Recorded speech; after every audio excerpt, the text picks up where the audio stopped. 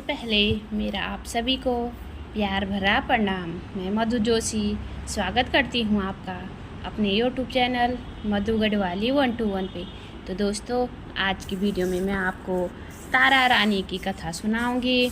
आप भी मेरे साथ तारा रानी की कथा का श्रवण कीजिए। कथा ध्यानपूर्वक और पूरी ज़रूर सुनिएगा। तारा रानी की कथा। माता के जगराते में महारानी तारा देवी की कथा कहने सुनने की परंपरा प्राचीन काल से चली आई है। बिना इस कथा के जागरण को संपूर्ण नहीं माना जाता है। माता के प्रत्येक जागरण में इसको सम्मिलित करने का परंपरागत विधान है।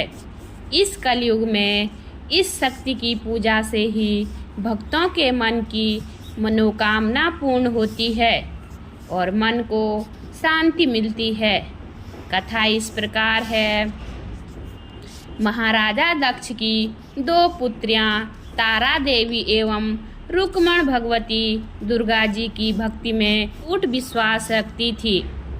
दोनों बहनें नियम पूर्वक एकादशी का व्रत किया करती थी तथा माता के जागरण में प्रेम के साथ कीर्तन एवं महात्म्य सुना करती थी। एकादशी के दिन एक बार भूल से छोटी रुक्मण ने मांसाहार कर लिया। जब तारा देवी को पता लगा तो उसे रुक्मण पर बड़ा क्रोध आया और बोली, तू है तो मेरी बहन, परंतु मनुष्य देह पाकर भी तूने नीच योनि के प्राणी जैसा कर्म किया। तू तो छिपकली बनने योग्य है। बड़ी बहन के मुख से निकले शब्दों को रुक्मण ने शिरोधार्य कर लिया और साथ ही प्रायश्चित का उपाय पूछा।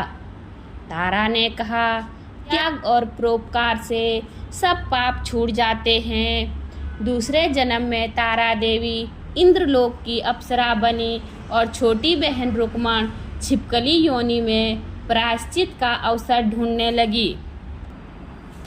द्वापर युग में जब पांडवों ने अश्वमेध यज्ञ किया तब उन्होंने दूत भेजकर दुर्वासा ऋषि सहित 33 करोड़ देवताओं को निमंत्रण किया। जब दूत दुर्वासा ऋषि के स्थान पर निमंत्रण लेकर आया तो दुर्वासा ऋषि बोले, यदि 33 करोड़ देवता उस यज्ञ में भाग लेंगे तो मैं उसमें सम्मिलित नहीं हो सकता। दूत 33 करोड़ देवताओं का निमंत्रण देकर वापस पहुंचा और दुर्वासा ऋषि का वृतांत पांडवों को कह सुनाया कि वह सब देवताओं को बुलाने के कारण नहीं आएगा। यज्ञ आरंभ हुआ। 33 करोड़ देवता यज्ञ में भाग लेने आए। उन्होंने दुर्वासा ऋषि जी को न देखकर पांडवों से पूछा कि ऋषि को क्यों नहीं बुलाया। इस पर पांडवों ने नम्रता सहित उत्तर दिया कि निमंत्रण भेजा था परंतु वह अहंकार के कारण नहीं आया। यज्ञ में पूजन हवन और निर्विघ्न समाप्त हुआ। भोजन के लिए भंडारे की तैयारी होने लगी। दुर्वासा ऋषि ने देखा कि पांडवों ने उनकी उपेक्षा कर दी है तो उन्होंने क्रोध करके पक्षी का रूप धारण किया। चोंच में सर्प लेकर भंडारे में फेंक दिया। इसका किसी को कुछ भी पता नहीं चला। वह सर्प खीर की कढ़ाई में गिरकर छिप गया। एक छिपकली जो पिछले जन्म में तारा देवी की छोटी बहन बनी तथा बहन के शब्दों को शिरोधार्य कर इस जन्म में छिपकली बनी, सर्प का भंडारे में गिरना देख रही थी। उसे त्याग व परोपकार की शिक्षा अब तक याद थी। वह छिपकली घर की दीवार पर चिपकी समय प्रतीक्षा करती रही। कई लोगों के प्राण बचाने हेतु उसने अपने प्राण न्योछावर कर देने का मन ही मन निश्चय किया। जब खीर भंडारे में दी जाने वाली थी तो सबकी आंखों के सामने वह छिपकली दीवार से कूदकर कढ़ाई में जा गिरी। इस प्रकार लोग छिपकली को बुरा भला कहते हुए खीर की कढ़ाई को खाली करने लगे तो उस समय उन्होंने उसमें मरे हुए सांप को देखा। अब सबको मालूम हुआ कि छिपकली ने अपने प्राण देकर उन सबके प्राणों की रक्षा की है। इस प्रकार उपस्थित सभी जनों और देवताओं ने उस छिपकली के लिए प्रार्थना की उसे सब योनियों में उत्तम मनुष्य योनि प्राप्त हो तथा अंत में मोक्ष को प्राप्त करें। तीसरे जन्म में छिपकली राजा स्पर्श के घर कन्या बनी। दूसरी बहन तारा देवी ने फिर मनुष्य का जन्म लिया। तारामती नाम से अयोध्या में प्रतापी राजा हरिश्चंद्र के साथ विवाह किया। राजा स्पर्श ने ज्योतिषों से कुंडली बनवाई। ज्योतिषों ने राजा को बताया कि क्या राजा के लिए हानिकारक सिद्ध होगी, शकुन ठीक नहीं है, अतः आप इसे मरवा दीजिए। राजा बोला, लड़की को मारना बहुत बड़ा पाप है, मैं उस पाप का भागी नहीं बन सकता। तब ज्योतिषों ने विचार करके राय दी, हे राजन, आप एक लड़की के संदूक के ऊपर से सोना चांदी आदि चढ़वा दे, फिर उस संदूक के भीतर लड़की को बंद करके नदी में प्रवाहित कर दीजिए। सोना चांदी जड़ित लड़की का संदूक अवश्य ही कोई लालच से निकाल लेगा और आपकी कन्या को भी पाल लेगा। आपको किसी प्रकार का पाप नहीं लगेगा। ऐसा ही किया गया और नदी में बहता हुआ संदूक काशी के समीप एक हरिजन को दिखाई दिया। वह संदूक को नदी से बाहर निकाल लाया। जब संदूक खोला, उसमें सोना चांदी के अतिरिक्त रूपवान कन्या दिखाई दी। उस हरिजन के कोई संतान नहीं थी। जब उसने अपनी पत्नी को यह कन्या दी तो उसकी खुशी का ठिकाना न रहा। उसने अपनी संतान के समान ही बच्ची को छाती से लगा लिया। भगवती की कृपा से उसके स्तनों में दूध उतर आया। पति पत्नी ने प्रेम से कन्या का नाम रुको रख दिया। जब वह कन्या विवाह योग्य हुई तो हरिजन ने उसका विवाह अयोध्या के सजातीय युवक के साथ बड़ी धूमधाम के साथ किया।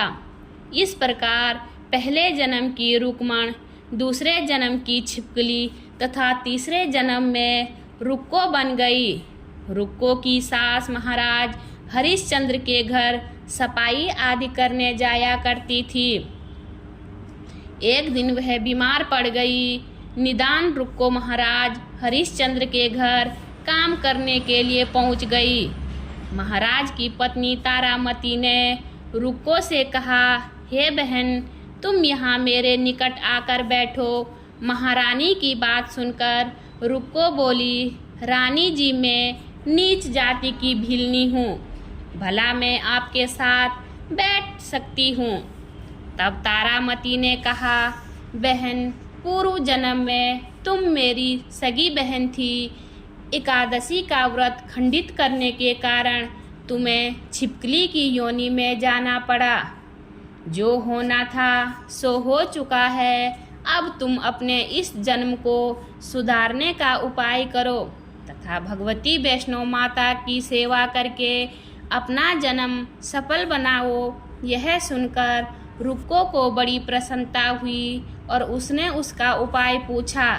रानी ने बताया कि वैष्णो माता सब मनोरथों को पूरा करने वाली है। जो लोग श्रद्धापूर्वक माता का पूजन व जागरण करते हैं, उनकी सब मनोकामनाएं पूर्ण होती है।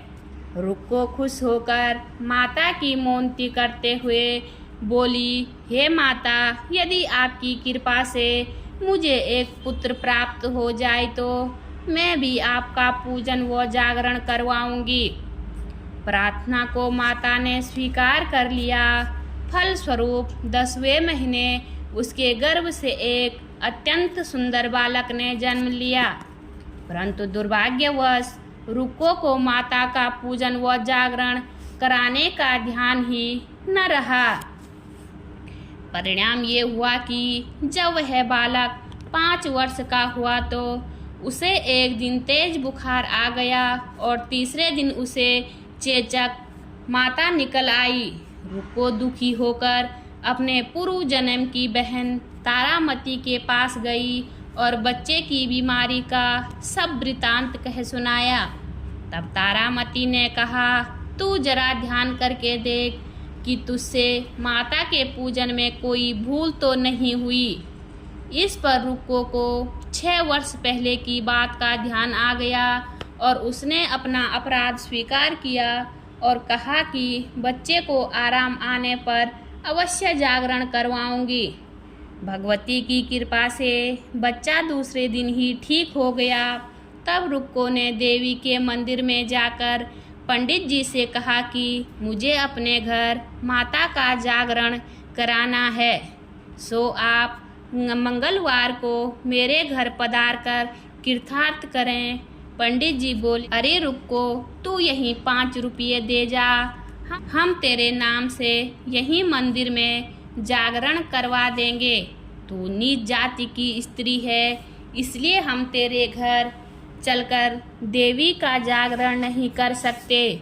रुक्को ने कहा, हे पंडित जी, माता के दरबार में तो ऊंच नीच का कोई विचार नहीं होता। मैं तो सब भक्तों पर समान रूप से कृपा करती हूँ, अतः आपको कोई ऐतराज नहीं होना चाहिए। इस पर पंडितों ने आपस में विचार करके कहा, यदि महारानी तारामती तुम्हारे जागरण में पधारे तो हम भी स्वीकार कर लेंगे। यह सुनकर रुक्को महारानी तारामती के पास गई, सब वृत्तांत कह सुनाया। तारामती ने जागरण में शामिल होना सहर्ष स्वीकार कर लिया। जिस समय रुक्को पंडित से यह कहने गई कि महारानी जागरण में आएगी, उस समय सेनानाई ने यह सुन लिया और महाराज हरिश्चंद्र को जाकर सूचना दी। राजा ने सेनानाई से सब बात सुनकर कहा कि तेरी बात झूठी है, महारानी हरिजनों के घर जागरण में नहीं जा सकती। फिर भी परीक्षा लेने के लिए राजा ने रात को अपनी उंगली पर थोड़ा चीरा लगा दिया, जिससे नींद न आए। रानी तारामती ने जब यह देखा कि जागरण का समय हो रहा है परंतु महाराज को नींद नहीं आ रही है, तो उसने माता वैष्णो से मन ही मन प्रार्थना की, हे माता, आप किसी उपाय से राजा को तुरंत सुला दें ताकि मैं जागरण में सम्मिलित हो सकूं। राजा को नींद आ गई। रानी तारामती रोशनदान से रस्सी बांधकर महल से उतरी और रुक्को के घर जा पहुंची। उस समय जल्दी के कारण रानी का एक हाथ का रेशमी का रुमाल तथा पाँव की एक पायल रास्ते में गिर गई। उधर थोड़ी देर बाद राजा हरिश्चंद्र की नींद खुल गई। तब वह रानी का पता लगाने के लिए निकल पड़ा। मार्ग में पायल और रुमाल उसने देखे और जागरण वाले स्थान पर जा पहुंचा। राजा ने दोनों चीजें रास्ते में उठाकर अपने पास रख ली और जहां जागरण हो रहा था वहां पर एक कोने में चुपचाप बैठकर सब दृश्य देखने लगा। जब जागरण समाप्त हुआ तो सबने माता की आरती व अरदास की। उसके बाद प्रसाद बांटा गया। रानी तारामती को जब प्रसाद मिला तो उसने झोली में रख लिया। यह देखकर लोगों ने पूछा कि आपने प्रसाद क्यों नहीं खाया? यदि आप प्रसाद नहीं खाएंगी तो कोई भी नहीं खाएगा। रानी बोली, तुमने जो प्रसाद मुझे दिया है वह मैंने महाराज के लिए रख लिया है, अब मुझे मेरा प्रसाद दे दो। अब की बार प्रसाद लेकर तारा ने खा लिया। उसके बाद सब भक्तों ने माता का प्रसाद खाया। इस प्रकार जागरण समाप्त करके प्रसाद खाने के पश्चात रानी तारामती घर की ओर चली। तब राजा ने आगे बढ़कर रास्ता रोक लिया और कहा, तुमने नीचों के घर का प्रसाद खाकर अपना धर्म नष्ट कर लिया है, अब मैं तुझे अपने घर में कैसे रखूं? तूने तो कुल की मर्यादा, मेरी प्रतिष्ठा का भी ध्यान नहीं रखा। जो प्रसाद तू अपनी झोली में रखकर मेरे लिए लाई है, उसे खिलाकर मुझे भी अपवित्र बनाना चाहती है। ऐसा कहते हुए जब राजा ने झोली की ओर देखा तो भगवती की कृपा से प्रसाद के स्थान पर उसमें चंपा, चमेली, गेंदे के फूल, कच्चे चावल, सुपारी, मखाने, छुआरे, नारियल दिखाई दिए। इस प्रसाद को ही बांटे का प्रसाद कहते हैं। राजा हरिश्चंद्र रानी तारा को लेकर साथ लौट आया। वहाँ रानी ने ज्वाला मैया की शक्ति से बना माचिस या चकमक पत्थर की सहायता लिए बिना राजा को अग्नि प्रज्वलित करके दिखाई, जिसे देखकर राजा का आश्चर्य और बढ़ गया। राजा के मन में देवी के प्रति विश्वास व श्रद्धा जाग उठी। इसके बाद राजा ने रानी से कहा, मैं माता के प्रत्यक्ष दर्शन करना चाहता हूँ। रानी बोली, प्रत्यक्ष दर्शन करने के लिए बहुत बड़ा त्याग होना चाहिए। यदि आप अपने पुत्र रोहित की बलि दे सके तो आपको दुर्गा देवी के प्रत्यक्ष दर्शन प्राप्त हो सकते हैं। राजा के मन में देवी के दर्शन करने की लगन हो गई थी। राजा ने पुत्र का मोह त्याग कर रोहित का सिर देवी को अर्पण कर दिया। ऐसी सच्ची श्रद्धा व विश्वास देख दुर्गा माता सिंह पर सवार होकर उसी समय प्रकट हो गई और राजा हरिश्चंद्र माता के दर्शन करके कृतार्थ हुए। मरा हुआ पुत्र भी जीवित हो गया। उन्होंने विधि पूर्वक माता का पूजन करके अपराधों की क्षमा मांगी। सुखी रहने का आशीर्वाद देकर माता अंतर्ध्यान हो गई। राजा ने तारामती की भक्ति की प्रशंसा करते हुए कहा, हे तारा, मैं तुम्हारे आचरण से अति प्रसन्न हूँ। मेरे धन्य भाग जो तुम मुझे पत्नी के रूप में प्राप्त हुई हो।